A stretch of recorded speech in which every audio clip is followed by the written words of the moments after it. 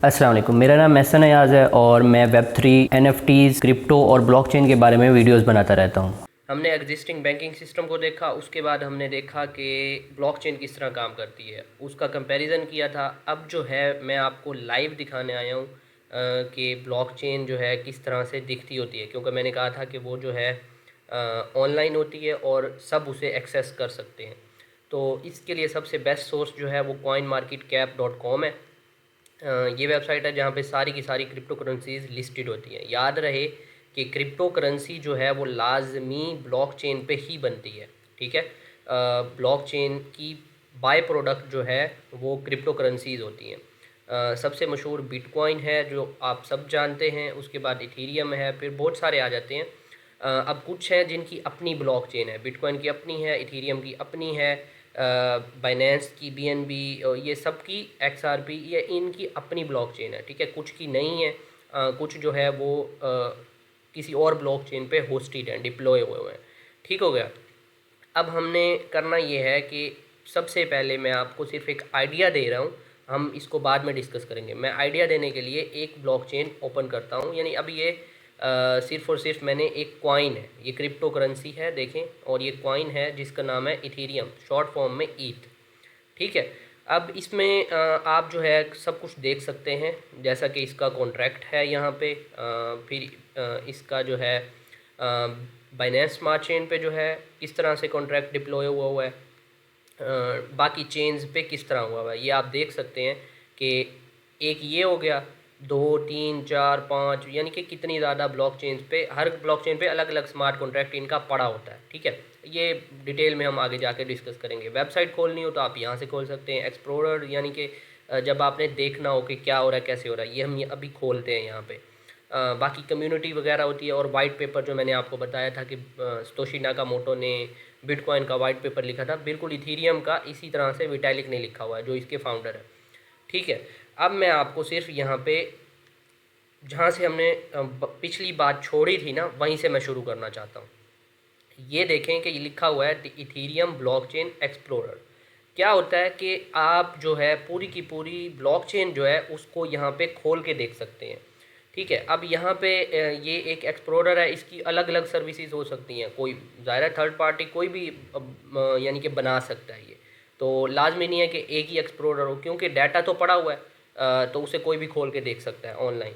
अच्छा, अब ये सिर्फ और सिर्फ हम ईथर स्कैन पे आए हैं जो कि ब्लॉकचेन एक्सप्लोरर है, और उसका ये इस तरह से पेज दिख रहा है, कुछ एड्स लगी हुई हैं और ये कुछ डाटा है, इसको बाद में समझेंगे। मैं आपको यहाँ पे लेकर आता हूँ, ये ज़रा यहाँ पे चेक करें कि वो कह रहा है लेटेस्ट ट्रांजैक्शंस और लेटेस्ट ब्लॉक। अब मैंने आपको जब एग्जिस्टिंग बैंकिंग सिस्टम समझाया था और जब मैंने आपको ब्लॉकचेन समझाई थी, वहाँ पे मैंने ट्रांजैक्शन करके दिखाई थी, दोनों में ट्रांजैक्शन करके दिखाई थी। फिर मैं आपको ये बात बतानी थी जो मैं नहीं बता सका कि जब ये ट्रांजैक्शंस की लिस्ट बन जाती है, ट्रांजैक्शन इस तरह से, जिस तरह ये देखें ये लिस्ट हुए हुए हैं, लेटेस्ट ट्रांजैक्शंस में ट्रांजैक्शन लिस्ट हुए हुए हैं, तो ये हम अपनी वर्डिंग में भी लेजर ही बोलते हैं, ठीक है। तो ये देखें कि ये एक तरह से लेजर की फॉर्म में आ गया। अब उसमें डिटेल की कोई भी डाल सकते हैं आप, कि ये उसका ट्रांजैक्शन हैश है, जैसे जैज़ कैश की ट्रांजैक्शन होती है, कुछ भी होता है, और इस बंदे ने की है और इसको की है, ठीक है। जैसे लेटर हम लिखा करते थे फ्रॉम टू, ये वो वाला सीन है, इस एड्रेस से इस एड्रेस से गई है, या बैंकिंग सिस्टम में देखें तो इस अकाउंट से इस अकाउंट में गई है, ठीक है। और ये उसका TX यानी ट्रांजैक्शन हैश है, एक यूनिक सा ID है जो कि आइडेंटिफाई करती है कि ये ट्रांजैक्शन वैलिड है। अच्छा, फिर जब ये ट्रांजैक्शंस जो हैं ये लेजर की फॉर्म में आ जाती हैं तो ये बन जाते हैं ब्लॉक्स, ठीक है। यानी कि अगर ये अब ये देखें कि इसमें लेटेस्ट ब्लॉक जो था उसमें इसका नाम पढ़ लें कि कितनी ज़्यादा हो चुके हैं, 1631260 जब से ये ब्लॉकचेन बनी है, ठीक है। और इसमें क्या था, 94 ट्रांजैक्शन हैशेस थे। अब यहाँ से यानी कि अगर हम 94 ट्रांजैक्शंस को देखें तो वो 94 ट्रांजैक्शंस जो थी वो एक ब्लॉक की फॉर्म में बनी है, और फिर वो चली गई हैं ब्लॉकचेन पे माइनर के पास जिसने डिप्लॉय किया। अब माइनर का कंसेप्ट यहाँ से ख़त्म हो गया इथीरियम पे, क्योंकि ये प्रूफ ऑफ स्टेक पे चला गया, पहले प्रूफ ऑफ वर्क पे था, ठीक है।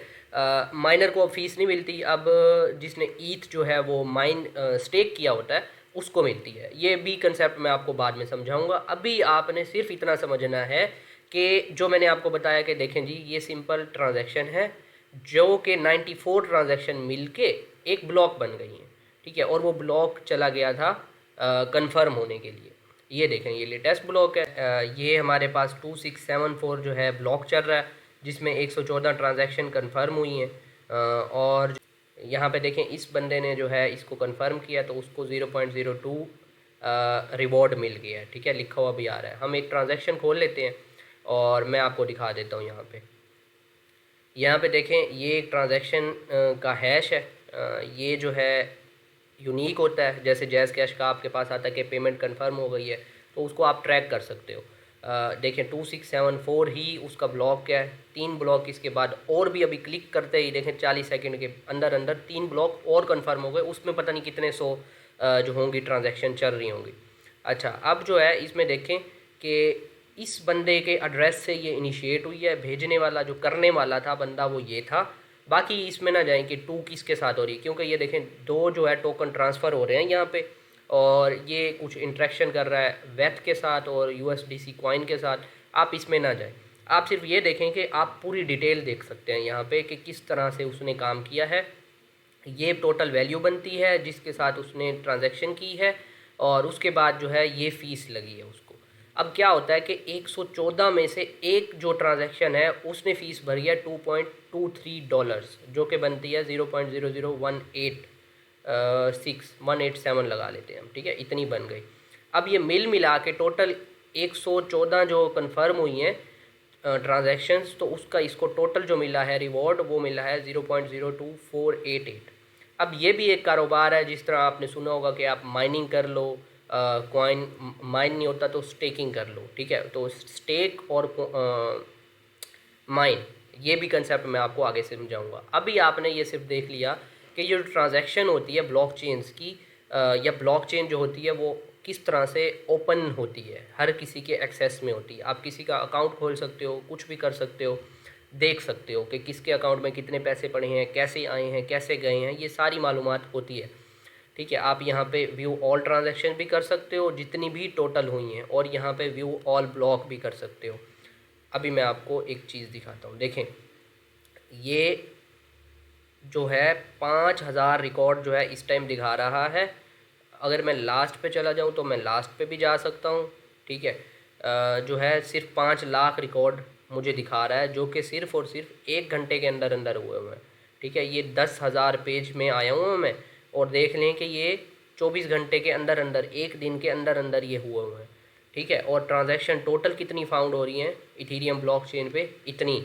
और जो ब्लॉक्स टोटल आज तक आए हैं इस पे माइन हुए हैं वो इतने हैं, ठीक है। ये सारी की सारी हिस्ट्री आप देख सकते हो और देखो कि लास्ट तक, ये देखें ये लास्ट पे मुझे दिखा रहा है इसकी एज कितनी है।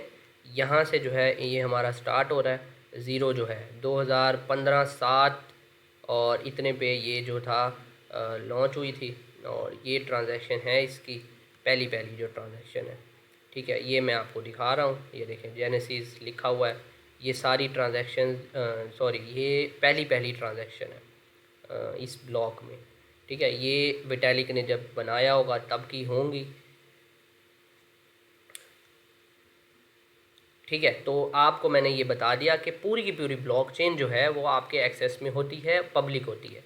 चलिए हम वापस जाते हैं। मैंने आपको यहाँ पे सिर्फ एक एक्सप्लोरर खोल के दिखाया है इथेरियम ब्लॉकचेन का और उसमें मैंने आपको ट्रांजैक्शन भी दिखाई हैं और मैंने आपको लेटेस्ट ब्लॉक्स भी दिखाए हैं, ठीक है। अब इसके बाद क्या है कि मैं आपको फिर लास्ट पे भी ले गया, फिर यहाँ पे मैंने सारी ट्रांजैक्शंस दिखाई और यहाँ पे मैंने सारे के सारे ब्लॉक्स दिखाए जो इस टाइम तक अवेलेबल थे।